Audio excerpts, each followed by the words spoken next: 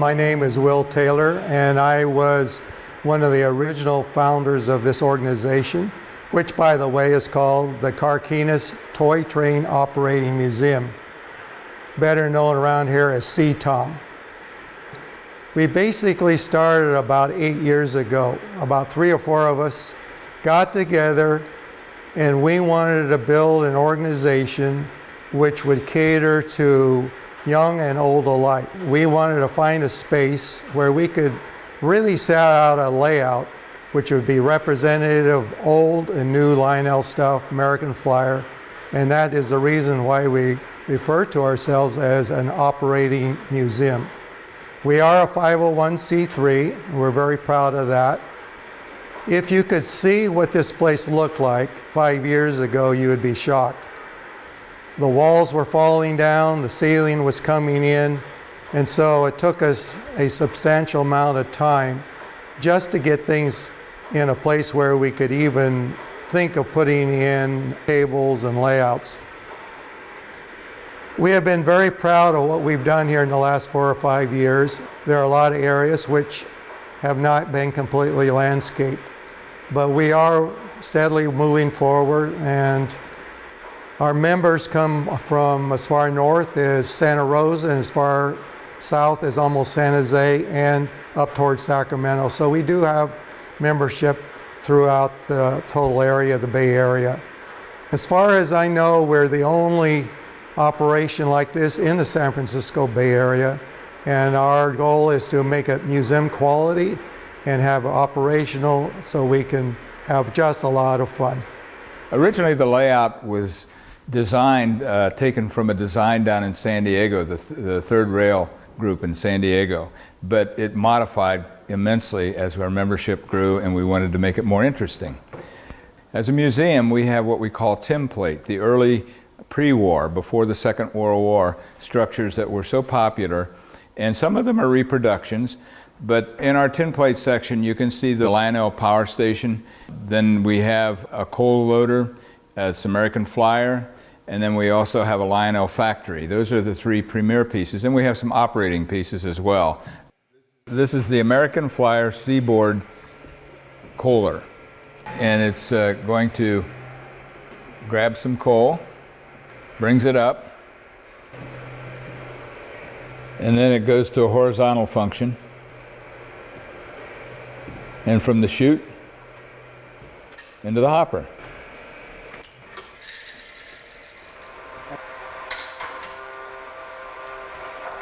This is the Lionel log loader.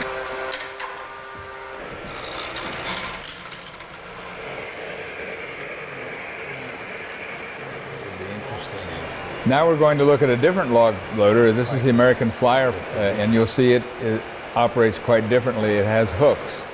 I think it's fascinating to see the design that comes from the engineering on these different pieces of automated equipment. And there you see it picked up a log and it drops it in to the log car. Now you see the 844, an enormous steam engine coming through the Hellgate Bridge. The Hellgate Bridge is another classic tinplate piece that we happen to have, and this one is a reproduction that Lionel issued later on. The steam engine has a whistle, and the whistle is made to replicate the actual sounds of the whistles as they occurred back in the age of the 844 when it was active on a regular basis. It even has a quilling effect sometimes.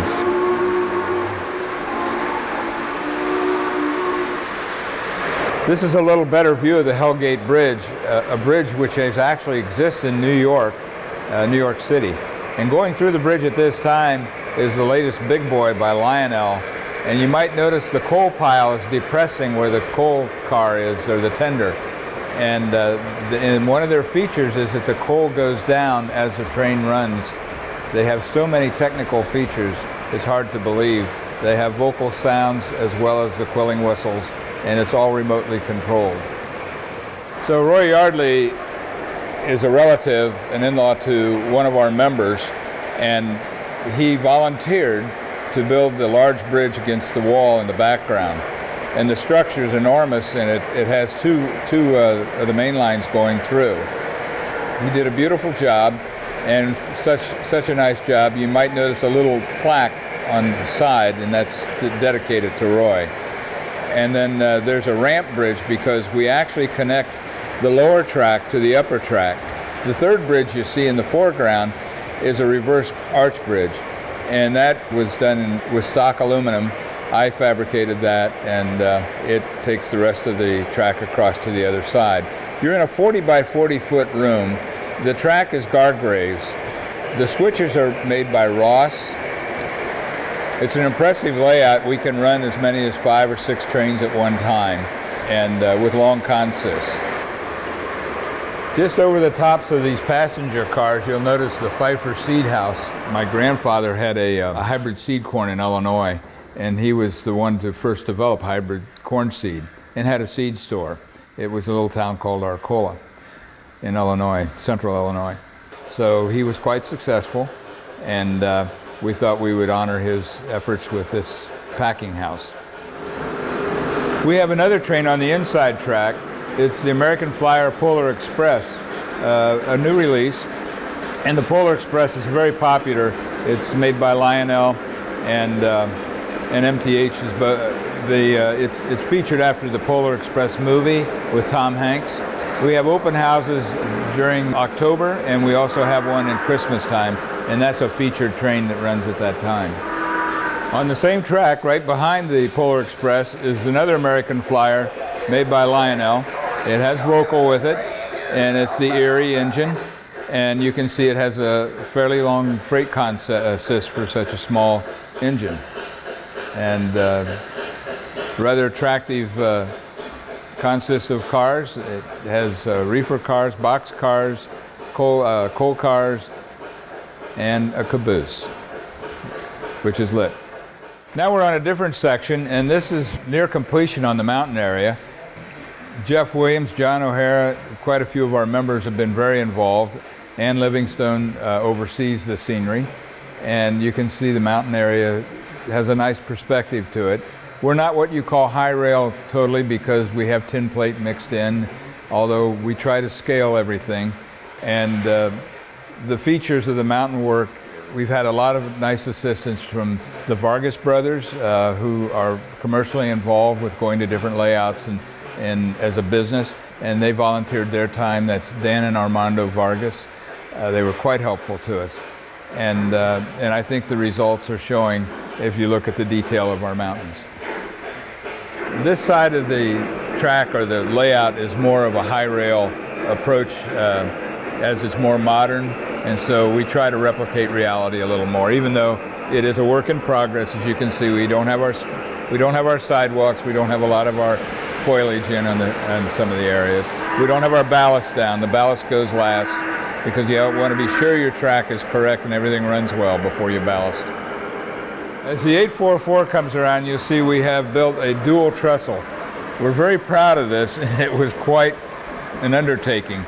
I did not actually measure the diameter of it, but it's probably about 8 feet to 10 feet, and it's all scratch built. It's made from walnut, and no staining has been done to the walnut. Our Will did most of the walnut. He did all the cuttings, and several of our members patiently used templates and put the trestle together. And everything clears, even the high stacks go through, as well as the curvature for the big boys. I think it's more interesting sometimes to see things a work in progress rather than all completed, because many times you can see or appreciate better what people are trying to accomplish, the challenges they face. Once it's all done, it's all covered up.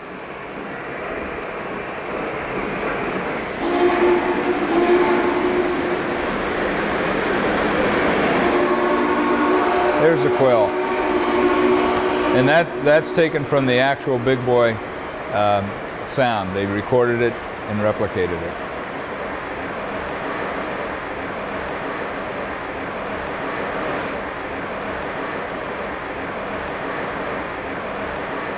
Now we're taking a good look at a central feature of our layout, and that's the yard. Every train layout should have a nice yard. And we're very proud of the one we have developed, even though it's under development still. We have a Ross turntable large enough to take the largest engines that are made today. We have 11 sidings, 3 go into an Atlas kit-built roundhouse. Behind it on the right, you'll see a stack. It's a custom stack and powerhouse, and that was Harry Heike that built that, as well as the seed building that we showed you, the Pfeiffer seed building. Those are all custom built, and they even labeled CTTOM for our organization on the stack, on the industrial stack. There's a couple coaling towers there for coaling the trains. The yellow one is a Lionel product. The other one is Third Rail. The owner of the Third Rail happens to be a member, Scott Mann, of our organization. So now we have show an engine on the Ross turntable, and as it would rotate to the various spurs on the side, you can see it rotating around, and it can stop to accommodate any of the track alignment. Visualization is a large part of building a large layout, and it takes special people that can visualize ahead. You're looking at something that's just a piece of plywood right now. It has a wonderful Grand Central terminal on it. That's a very highly desired item. This is the scale version that came out of Lionel, and it was donated to us by the late Jim McCarthy, along with a large collection. And I'd like to acknowledge Jim's donation, his wife Kathy, for their generosity. And with Jim's inspiration, even though he's not with us anymore, we as a group are going to have a second layout, and through the help of a wonderful philanthropist, Buck Camphausen, and he's in the process of having another big layout room developed for us in a couple of years. But what's going to happen now, against the wall, we'll have frontal buildings. You'll have street, you'll have a subway entrance, you'll have tall buildings. The frontal buildings will also be quite tall. Underneath, you have a Greyhound station. It'll be a large commercial area underneath. So it all has to fit in a small space and make it look like a big city. Great challenge. You use a lot of forced perspective, but I think it's a lot of fun when you look at something at this stage. Now we're on the other side of the dual wooden trestle, but this is a corner that David Krinzinger is working on at his home, and he'll come in with a completed refinery area. He had a prototype that he showed us, and pictures he showed us, and so now he's measured it out and it'll all come into place. Now we're looking at the town called Diablo. Now we named this Diablo after one of our members, Jerry Slavonia, who has been very generous in helping us acquire some of the items we have, particularly the station. TW Trainworks made the Albuquerque station, but we have a custom signs made along with the platform, which was made by Crescent Manufacturers. Platform's blocked out a little bit by the UP cars right now, but you'll see it as they pass on. And I think a really fun feature that has been added are the Super Street cars. Ed patiently put this together, and it's been a nice addition, and gives more activity other than just trains running. We also have cars that run.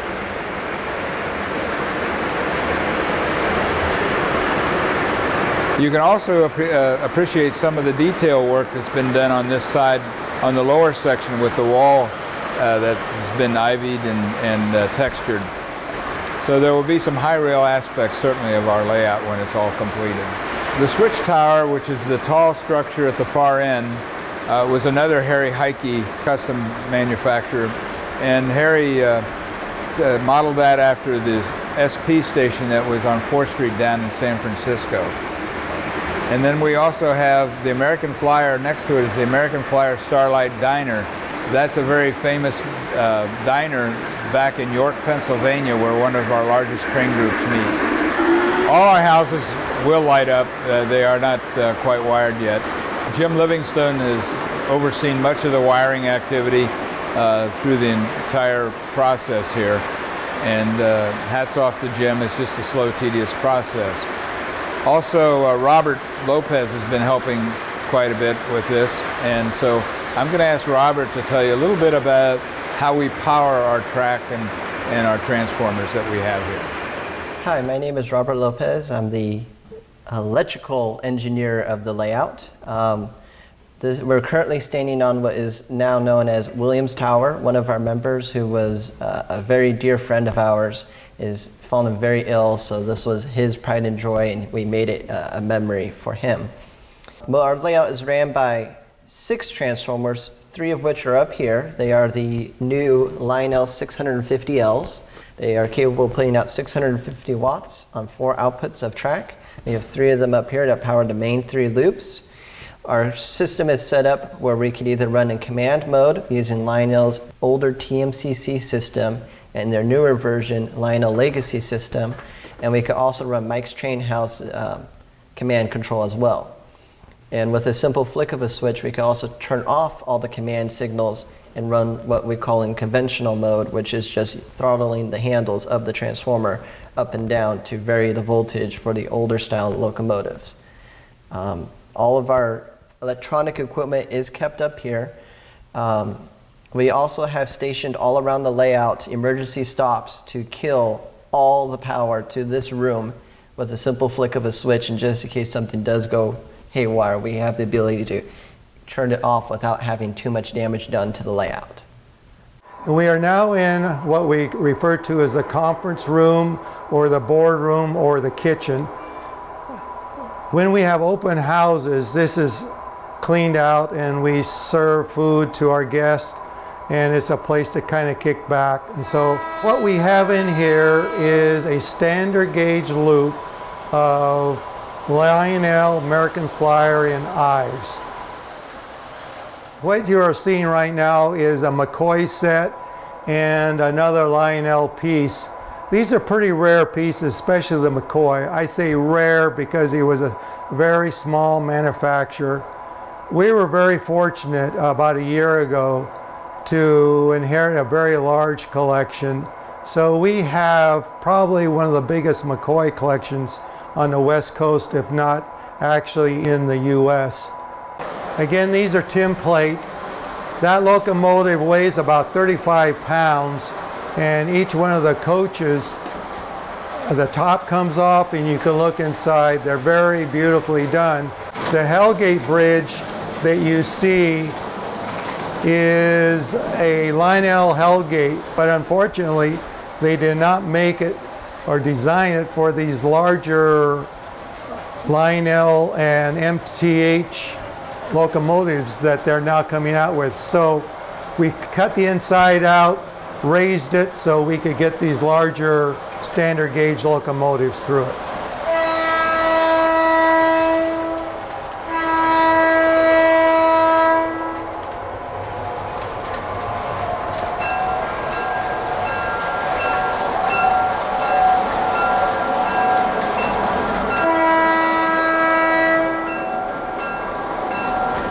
Again, I want to thank you for watching the tour of the Carquinez Toy Train Operating Museum.